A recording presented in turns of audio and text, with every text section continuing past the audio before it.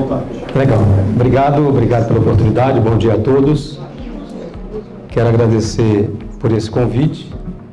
Sou presidente do Sindicato do Comércio Varejista de Guarulhos, sou advogado, a minha especialização é em relações do trabalho, não entendo e não gosto de relação de judicialização. O princípio é a negociação sempre. Bom, falar sobre flexibilização de relação do trabalho é uma questão que eu preciso pensar um pouco do ponto de vista das pessoas. Empregado tem propósito de melhorar de vida e a empresa tem o propósito do lucro. E nós não é uma ideia salutar trazer os conflitos sociais em relação ao capital e trabalho para o mundo da judicialização. Por isso que eu já sentei aqui comentando a este respeito. E por que eu digo isso? Porque as pessoas, os trabalhadores, as empresas têm interesses comuns e que esses interesses comuns precisam ser resolvidos sempre em mesa de negociação. Eu agora vivendo do lado do segmento do comércio, como empresa, vivo aí um contrassenso, porque sindicato de indústria, ele é um sindicato muito mais de negociação, pelas experiências que eu vivi, do que sindicato de comércio, salvo exceções, mas eu estou vendo uma realidade de muita judicialização. Tá certo? E eu não sou adepto disso, porque eu acho que a gente tem que resolver as nossas demandas na mesa de negociação.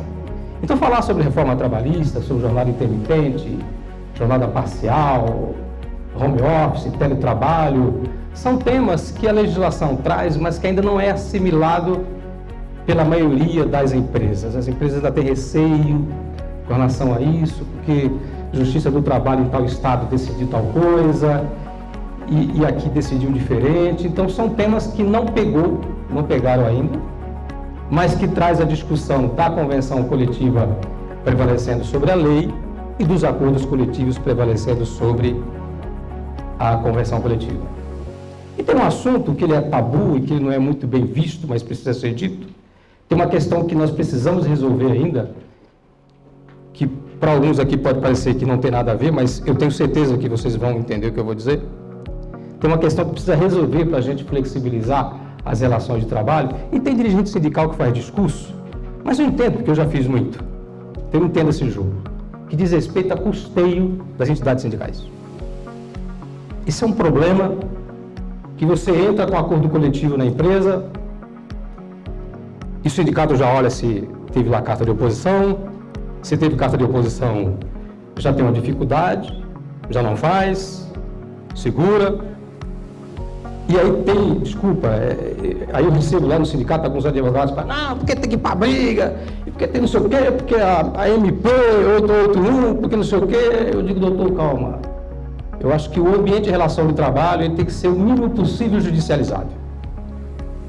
Tem que ter dois aspectos importantes no movimento da relação capital-trabalho. Nós precisamos eliminar o aspecto ideológico e o aspecto da judicialização. Não estou dizendo que isso não vai acontecer, mas se a gente puder tirar isso do meio do caminho, é algo que já evolui absurdamente. Então os sindicatos se empreendem na questão da contribuição. Eu presido o sindicato do comércio, mas eu dou assessoria para indústrias e tem muita essa dificuldade, trava os acordos, não anda, aquela confusão danada. A gente chega lá, identifica qual é o problema e vamos para a mesa de negociação. Porque, querendo ou não, todos querem bons resultados. Os sindicatos dos empregados querem resultado satisfatório para quem ele representa e as empresas necessitam de um ambiente de equilíbrio no dia a dia para o resultado do seu negócio. A judicialização, ela nunca foi algo salutar para nenhuma das partes, e o conflito, que existe o conflito, natural que existe o conflito no dia a dia, mas que ele seja resolvido na mesa de negociação. Então, as convenções coletivas, na sua maioria, no estado de São Paulo, com data base em outubro, não foram assinadas, porque tem aí a questão de reajuste salarial. Quer dizer, eu estou pegando muito disso, só que tem um aspecto importante, que as empresas têm a sua política própria de promoção e de mérito dentro das suas organizações. As empresas têm a sua política própria e tem a questão do reajuste salarial de convenção coletiva. Boa parte das empresas tem os benefícios agregados lá ao seu dia a dia dos seus empregados, e as convenções coletivas têm lá o que eu chamo de proteção social. A proteção social de convenção coletiva, ela é benéfica tanto para a empresa como para os empregados. Como é que a gente traduz isso em resultados? É que é uma conversa permanente e de construção que a gente precisa fazer constantemente. Porque é importante conversar com as bases. Em Guarulhos, a gente não assina a convenção coletiva sem assembleia com as empresas. Tem que ir lá discutir, tem que avaliar. O sindicato decide por assembleia. Nenhum sindicato, nem de patrão e nem de empregado, que pode tomar suas decisões sem consultar quem representa, porque quem representa é quem tem a palavra final. Então, essa aproximação de poder de legislar, que é o que nós temos poder de legislar. A gente faz um instrumento coletivo aqui, assinou aqui, assinei aqui, virou lei. Não é isso? Naquilo que, claro, que a reforma trabalhista permite. É esse equilíbrio que a gente precisa encontrar para que a gente possa ter convenções e acordos coletivos que seja salutar do ponto de vista da promoção social, porque reajuste salarial é importante, mas não é significativo, tá certo? Nós temos que ter um apoio social. Em Guarulhos tem um fato curioso, nós temos lá uma cláusula de convenção coletiva que diz que a mãe que leva o filho ao médico, que a maioria dos senhores tem convenções coletivas, nós lá temos 15 dias a cada 6 meses, não é? Acabou, não tem mais o princípio da outra atividade. Tudo bem que tem sindicatos por aí que quando assina a convenção, já coloca lá uma cláusula dizendo que já está construindo a outra atividade na própria norma coletiva. Mas lá não tem.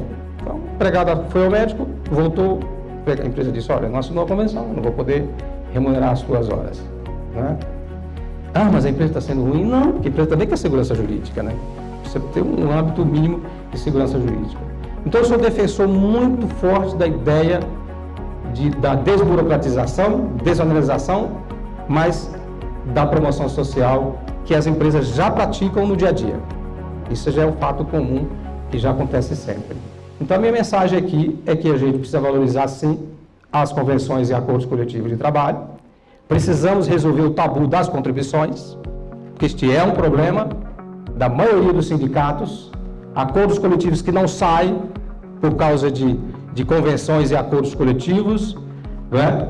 E ainda tem aquelas empresas que cometem o erro de fazer modelos de carta de oposição, que é um erro isso, né? Não dá para trabalhar assim, porque de certa forma isso acaba criando uma animosidade intensa entre os sindicatos e empresa e trabalhadores. É verdade que o empregado não tem mais obrigação de recolher. Antes da reforma era mediante oposição, pós-reforma é mediante autorização, sabemos de tudo isso.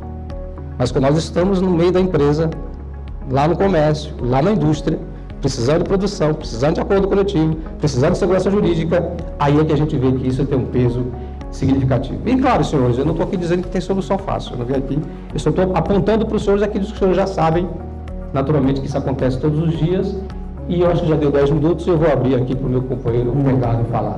Obrigado pela oportunidade. Pelo prazo, foi exatamente 10 minutos.